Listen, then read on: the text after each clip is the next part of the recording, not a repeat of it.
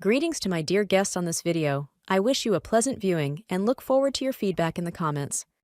"You're talentless. I hope you find some kind of job," he said, with a smirk that cut deeper than any knife. Then he laughed. That awful, smug laugh. And just like that, I was fired. I'm Veronica, 27, marketing strategist, and until a week ago, the one-woman engine behind Fairmount Creative's skyrocketing client engagement numbers.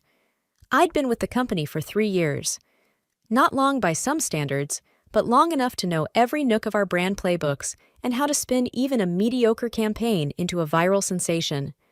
I wasn't just good at my job, I was exceptional, but apparently not exceptional enough for my new boss. Brandon Carter, MBA poster child, fast-tracked from some East Coast firm to revitalize our department. He came in with the energy of a wrecking ball and the finesse of a toddler with scissors.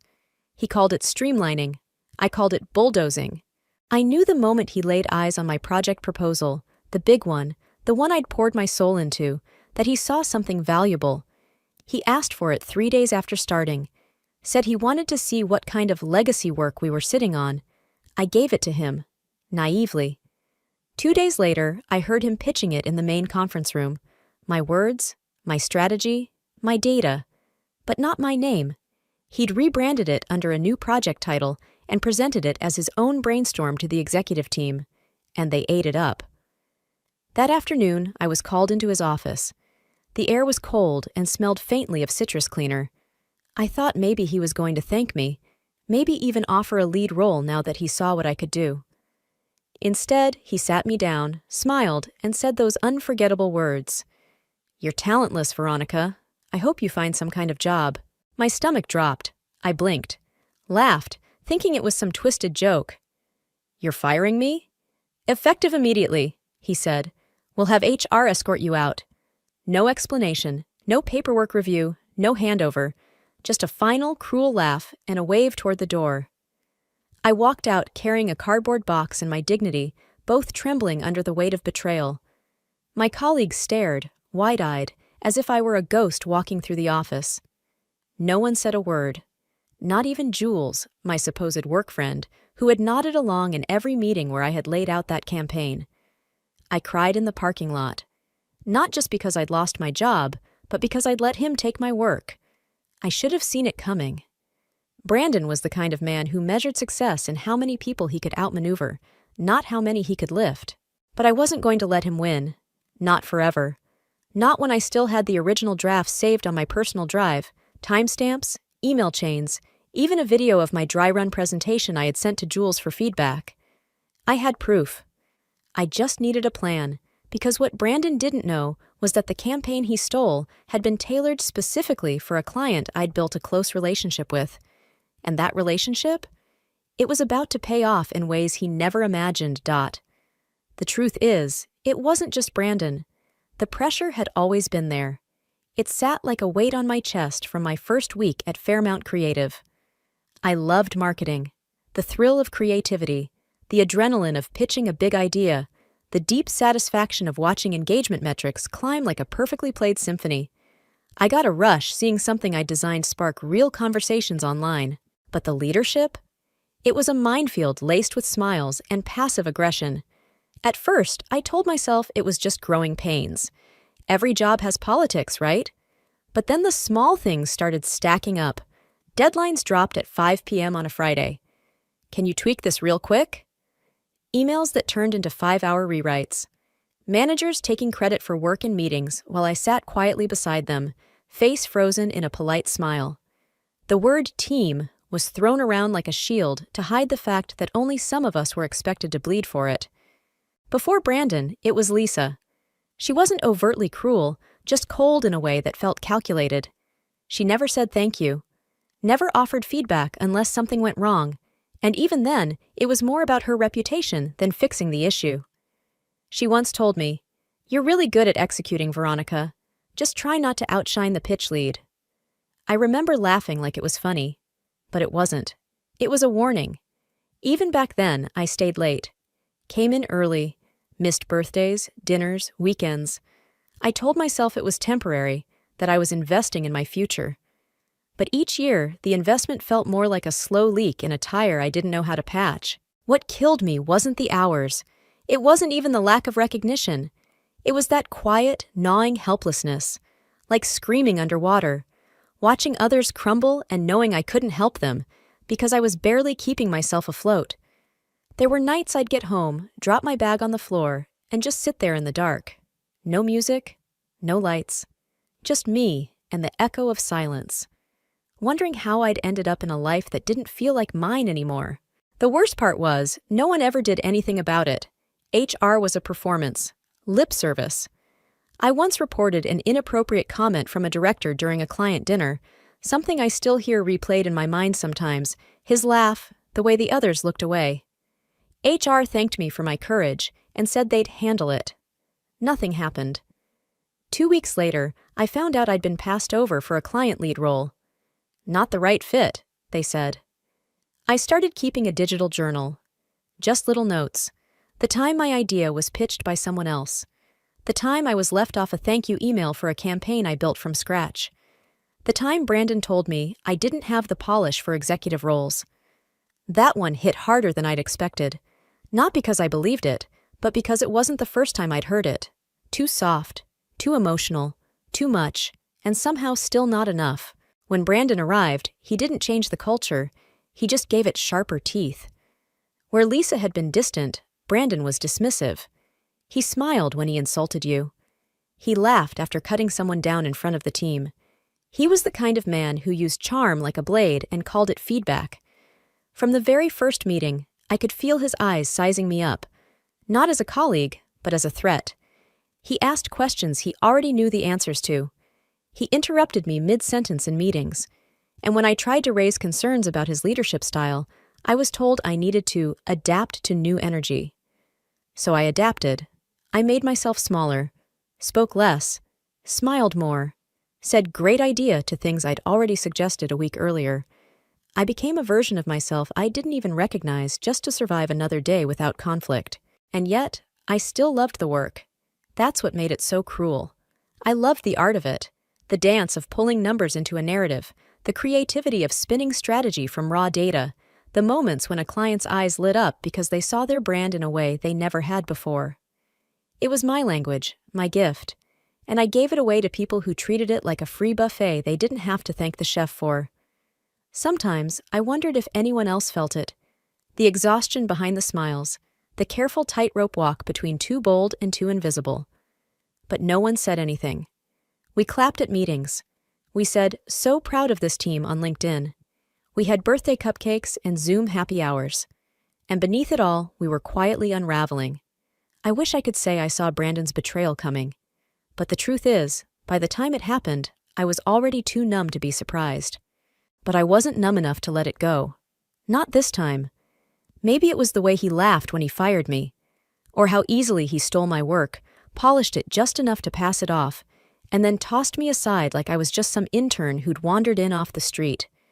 Maybe it was the way no one even looked me in the eye as I left, as if my erasure was something to politely ignore. I went home and didn't cry that night. I stared at my ceiling for hours, every heartbeat a drum roll. And somewhere between 3 and 4 in the morning, something in me clicked. Cold, sharp, final. I wasn't going to let Brandon walk away with everything I built. I spent the next day combing through my files, emails, Slack logs, screenshots of the original pitch deck, the one he rebranded as his own. I had timestamps. I had receipts. But proof alone wouldn't be enough. I needed a plan. I needed someone who still had access. Someone who could help me from the inside. There was one name that kept circling in my mind. Nate. Nate was one of the few people at Fairmount I actually trusted. Smart, observant, deeply sarcastic, and always 2 steps ahead of whatever nonsense was happening in the office. We'd bonded early on over mutual eye rolls during meetings and late-night editing marathons. He was the kind of guy who didn't say much in team calls, but noticed everything. I still had his number. When I texted him, "Got a minute? Need to talk. It's important." He responded in less than 10 seconds. We met at a coffee shop near the office, the kind with indie music and overcomplicated menu boards. He was already there when I arrived, sipping a black coffee and scrolling through something on his phone. He looked up as I sat down. "You look like you've seen a ghost," he said. "I saw something worse," I replied. "Brandon." He smirked. "Ah, the charming grim reaper of productivity. What happened?" I told him everything. The pitch, the theft, the firing, the box walk. His smirk faded slowly until his face was still. When I was done, I sat back. "I want to take him down," I said, "but I need help." He stared at me for a moment. Then he leaned forward, resting his elbows on the table. "You know I've been thinking about quitting anyway," he said. "So if I'm going to go out, might as well go out with a bang." "So you'll help?" "Once you have a plan," he said. "You come to me with something concrete, and I'm in." I left that coffee shop feeling something I hadn't felt in weeks. Purpose. Sharp, deliberate purpose. Nate's promise echoed in my mind. Once you have a plan, I'm in. And I intended to make that plan bulletproof. I wasn't going to walk into a gunfight with a stick. I wanted precision. I wanted pressure points. And I didn't just want Brandon gone professionally. I wanted him wrecked, personally, because people like Brandon, guys who float through life on charm and well-timed manipulation, they don't just succeed at work. They build reputations, networks, whole identities carefully crafted around the illusion of control. So I started there. His image. Brandon had never been shy about his personal life. He brought it into the office the way some people bring lunch. Casual, loud, always a little too much. We all knew his wife's name was Elise. We'd heard about their destination wedding in Mexico, the cottage in the Berkshires, the aspirational lifestyle he curated on social media like it was a second resume. Perfect couple, perfect house, perfect Instagram reels with perfectly placed cappuccinos and dog filters. But no one's that perfect, not really. I created a burner account that night. No name, no connections, just a digital ghost. And I started watching. Elise's page was public. She posted regularly, interior design tips, skincare routines, inspirational quotes about trust and communication. The irony wasn't lost on me. I scrolled for hours, gathering names, cross-referencing likes, noting her favorite places. They had a couples therapist, a dog named Waffles, a shared fitness tracker challenge. And then I found it, her Pinterest board. Elise's Home Vibes, it read. Soft neutrals, ceramic dishware, books arranged by color, a whole folder dedicated to resetting boundaries after betrayal. That one made my breath catch a little. Curious. I bookmarked it. Brandon, for all his bravado, had a blind spot, his wife. He talked about her like she was a trophy he'd already won. But Elise? She wasn't blind. Her post had started to shift recently. Fewer pictures of the two of them. More solo brunches. One caption read, "Sometimes silence is clarity in disguise." The cracks were there. They just needed a little pressure. Next, I dug into his circle. I still had access to the old Slack archives. Brandon had once bragged about his college buddy, Mark, who now worked in finance and got them VIP reservations at all the best spots. A few hours of digging, and I had Mark's LinkedIn. From there, it didn't take much to find the rest. Brandon's weekend basketball group, his preferred whiskey bar, even a comment he left on a Reddit thread under a not-so-anonymous username. I built a map, friends, habits, vulnerabilities, everything that made Brandon feel untouchable. And then I smiled to myself, because now he wasn't. I didn't need to destroy Brandon's marriage. I just needed to make Elise wonder. Doubt is a slow poison. It starts as a whisper, a flicker of suspicion, and then grows until it eats away at everything. And Brandon?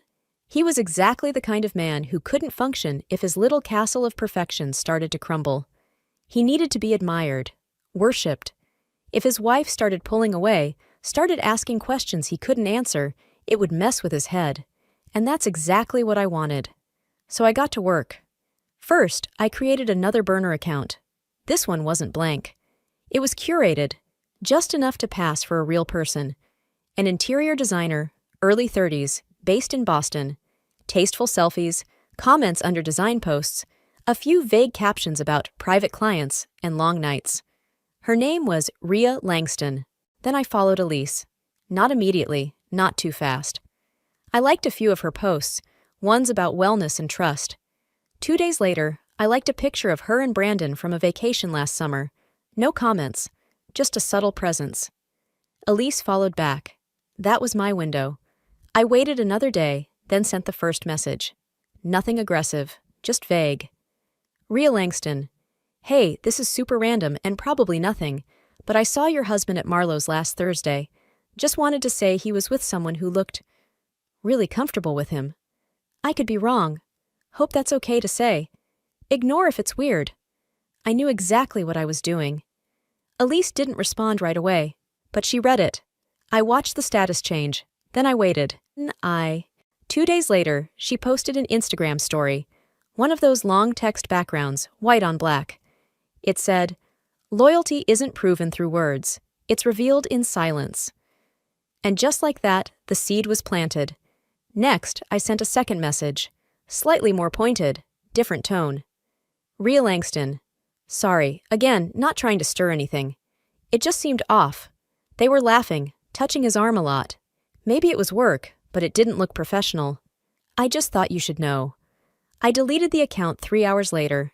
She couldn't trace it, but the doubt would stay. That weekend, Brandon didn't post anything. No brunches, no dog park photos, no Sunday morning coffee pics with Elise's manicured hand in the background. Silence. On Monday, I heard from Nate. Dude, he texted, you might have actually done something. Brandon came in looking like hell, rumpled shirt, eyes bloodshot. He barked at Jules over a typo and locked himself in his office for 2 hours. I just smiled. It had begun. Destroying Brandon's family wasn't my main goal. Honestly, it wasn't even my second or third. I'm not a monster.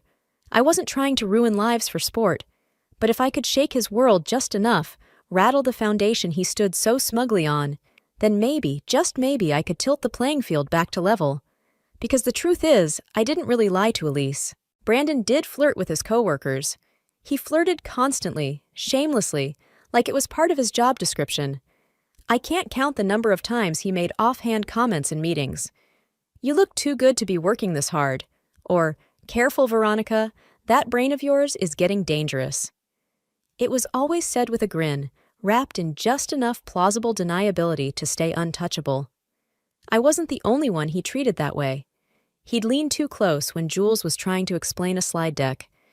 He once offered to walk Charlotte to her car after a late client call, even though she clearly said no. There was always something lingering under the surface with him, entitlement, ownership, like our discomfort was part of his entertainment. So, no, I didn't fabricate anything. I just reframed it. And if Elise was smart, and she seemed like the kind of woman who was, she'd start to notice what had always been there. The late texts, the overnights in the city, the sudden, mysterious, networking dinners that didn't quite line up with any calendar events. If she started asking questions, all the better. Because if Brandon was stressed at home, that meant he'd be distracted, off balance, and distracted men make mistakes. That was what I needed. I didn't want to crush him all at once. I wanted to make him unravel, bit by bit, thread by thread, and it was already working.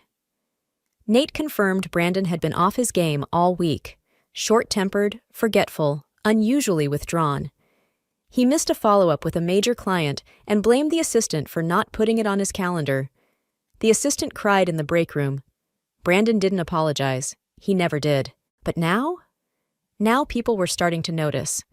Nate and I met again, this time in a quiet corner of a library 3 blocks from the office. I brought my laptop. He brought his. We're moving into phase 2, I said. He raised an eyebrow. And that is? We weaken him at work. Nate leaned in, grinning. Tell me everything. I clicked open a file. Brandon's rebranded pitch deck, the one he stole from me. We're going to expose this, I said. But not directly, not yet. Leaks? Maybe, or better. Let someone else find it. We plant just enough for the execs to start doubting him, and once they do, we let gravity do the rest. He whistled low. You're terrifying. I'm precise, I said, and patient. Because if you really want someone to fall, you don't push them. You let them trip over the lies they built themselves. If the first part of my plan was about shaking Brandon at home, the second part was about cutting his legs out from under him at work. And for that, I had Nate. Brandon's entire professional identity was built on optics, slick decks, fast words, polished shoes, and that permanent "I've got this" smirk. But beneath it? He was careless, disorganized, chronically late. He was the kind of man who thought punctuality was for people below him. He strolled into meetings 20 minutes late with coffee in hand, as if the schedule would simply adjust to his presence. And for the longest time, it did. No one said anything. His assistant covered. His team padded calendars with fake buffers. Clients were kept informed of traffic delays that didn't exist. It was all part of the Brandon show, and we were expected to clap anyway. But that show only works when everyone's in on the lie. And Nate and I? We weren't anymore. We started small, subtle. Nate, who still had admin privileges on the scheduling platform, began cleaning up the calendar logs. Nothing major. Just adjusting timestamps to reflect the actual times Brandon arrived and left. Quiet changes. Undetectable unless you were looking. And then we started reshuffling meeting slots. Just a nudge here and there. A recurring leadership check-in that used to start at 10 a.m., now 9:15. A client review Brandon used to coast into by 11, moved to 9:45, exactly the time he was usually still sitting in traffic or trying to charm the barista into a free espresso. The beauty was in the plausibility. Meetings get moved all the time. People forget to check their updates. Nothing we did screamed sabotage. It whispered it. And in a place like Fairmount, whispers carried. Brandon started missing things. He walked into a quarterly client check-in 40 minutes late, sweaty and unprepared. The client was already leaving. Someone from the C-suite had filled in, clearly annoyed. The client's review? Disorganized, seemed distracted. Perfect. At first, Brandon barked at his assistant. Why wasn't I notified? She looked confused. She'd sent 2 emails. I know, because Nate saw them in the internal tracker. He had access to her outbox. She had done her job. Brandon just didn't look. Or worse, assumed she'd fix everything like she always had. The next week, we did it again. This time with an investor call. Moved from 11:30 to 9 a.m., buried between 2 soft holds on the calendar Brandon never looked at. He missed it entirely. By the time he realized, the call had ended and the investors were unimpressed. And then came the metrics. Nate started feeding me internal data Brandon was supposed to monitor.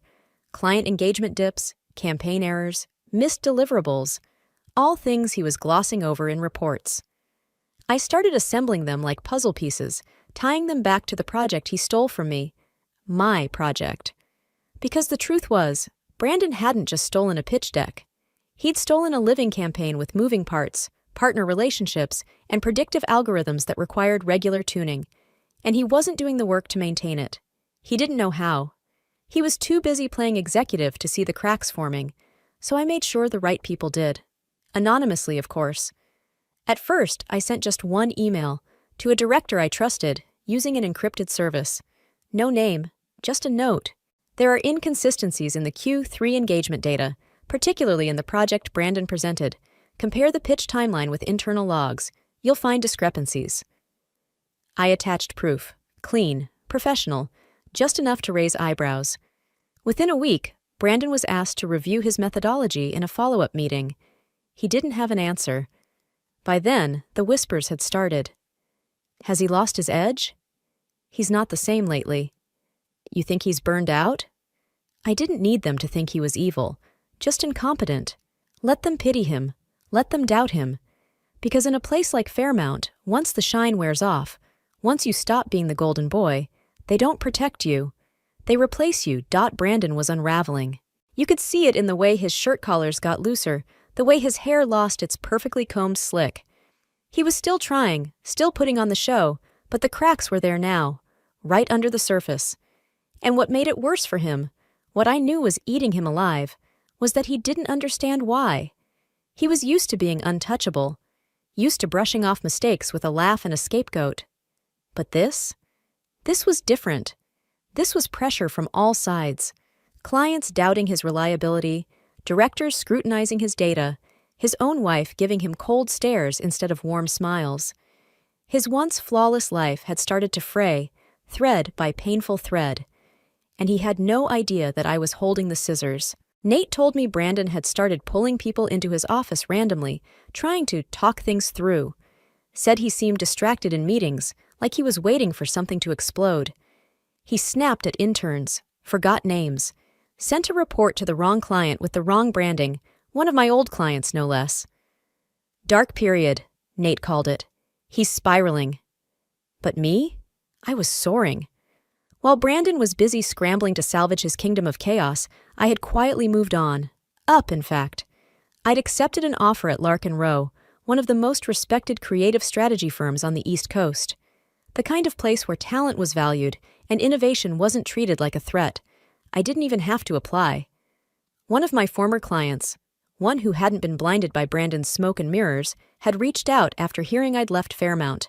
"We'd be lucky to have you," she said. "I've seen what you can do. I'd trust you with any campaign."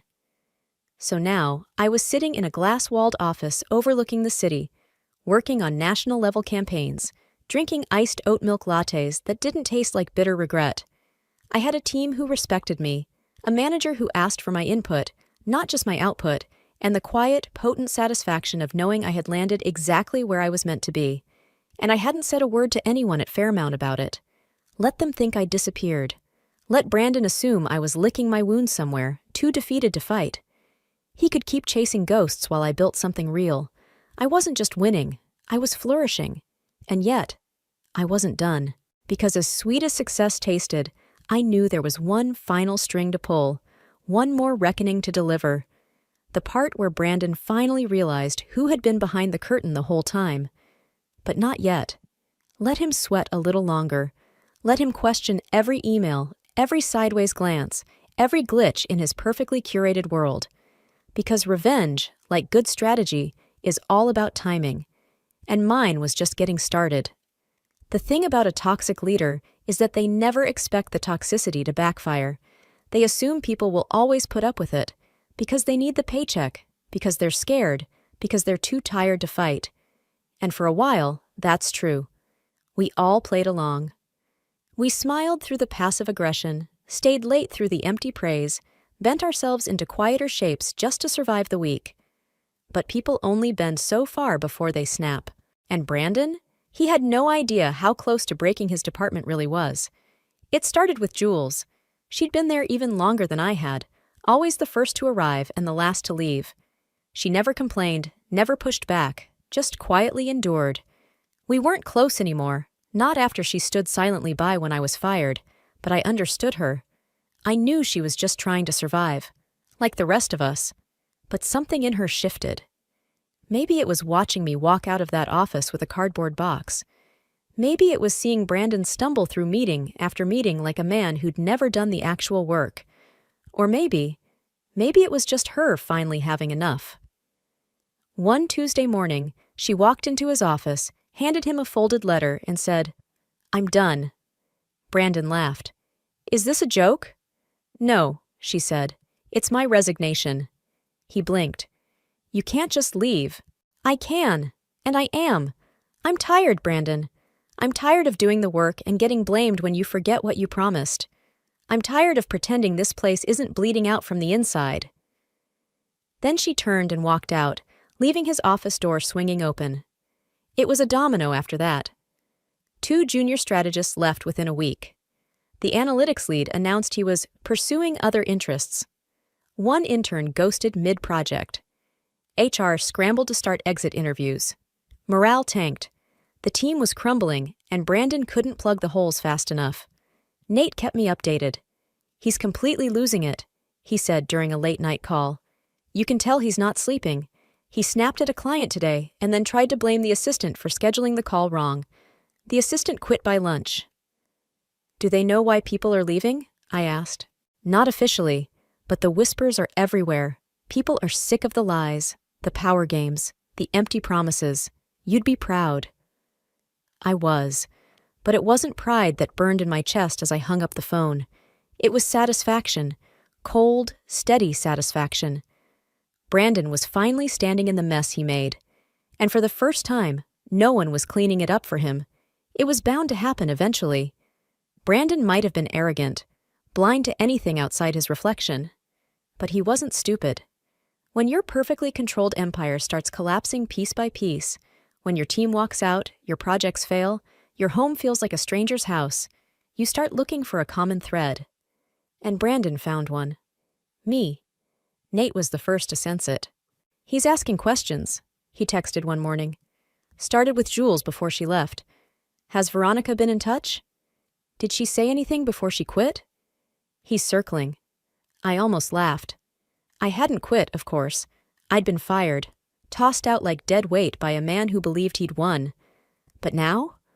Now he was watching the walls close in, and he was starting to realize that maybe the quiet girl with the good ideas had walked out holding more than just a cardboard box. Maybe she'd walked out with a grudge. By the end of the week, he was desperate. Nate overheard him in the hallway, whispering furiously on the phone. "I know she's behind this. None of this started until after she left. It's too clean, too timed." His paranoia became office legend. He checked his inbox obsessively, flipped out over a mislabeled drive, demanding to know if it was planted. Started searching the Slack archives like he was hunting for buried clues. He even went as far as calling one of my former clients to check in, only to be politely told they were thrilled with the work I was doing at Larkin Row. That hit him hard, because not only was I still working, I was thriving, at a better firm, on bigger projects, and he had no way to touch me. So he tried to find me.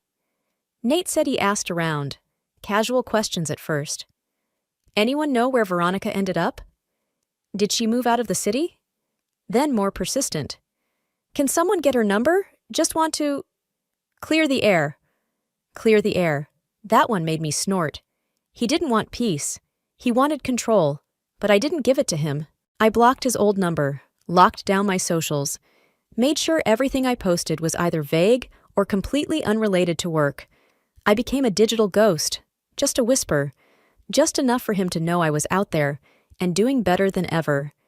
Because nothing drives a man like Brandon crazier than a woman who won't give him the satisfaction of a response. He wanted closure. I gave him silence, and it was driving him mad. By the time Brandon handed in his resignation, the office had all but turned against him. The last few holdouts in his department were either actively looking elsewhere or barely pretending to care. Campaigns were stalling, clients were backing off, and HR had started asking quiet questions about departmental leadership. It wasn't dramatic. He would never allow that.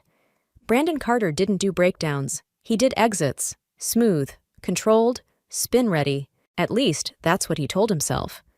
The truth was, he had lost, and he knew it. He stopped showing up to the office every day. When he did, he looked like a man who had aged a decade in a month. The trim suits were replaced by wrinkled button-downs. His charm, hollow, his smile, tight. Everyone could feel it, his power slipping away like water through his fingers. And still, he searched for me. He messaged an old coworker on LinkedIn, asking if I'd moved on, or if I was still involved in Fairmount's orbit. He even emailed Jules, who never answered. Nate told me Brandon had called him twice. Once just to ask, was it her? Nate didn't confirm. He didn't need to. By the time Brandon typed out his resignation email and hit send, he wasn't just stepping down, he was giving up. And that's when I decided to finally show up. Timing, after all, was everything. I arrived at Fairmount's lobby the next morning dressed in soft power. Clean lines, sharp heels, confidence stitched into every step.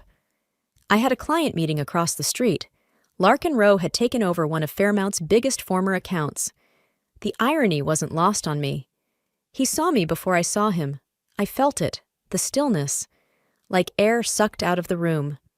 I turned, slow and steady, and there he was, standing by the security desk with his resignation folder in hand, looking like he'd seen a ghost. "Veronica," he said, breathless. I smiled.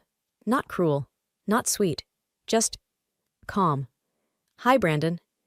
He stared at me for a moment, trying to find his footing. How are you?" "Thriving," I said. "You?" He looked down at the envelope in his hand, then back up, eyes tight. "You did this." I tilted my head. "Did what?" "You sabotaged me." I let out a soft breath, almost a laugh. I just left, Brandon. You handled the rest. That was what broke him. Not the campaign sabotage, not the whispers, not even the crumbling marriage. It was the realization that I didn't have to do much at all. He was the architect of his own ruin. I just stopped covering for him.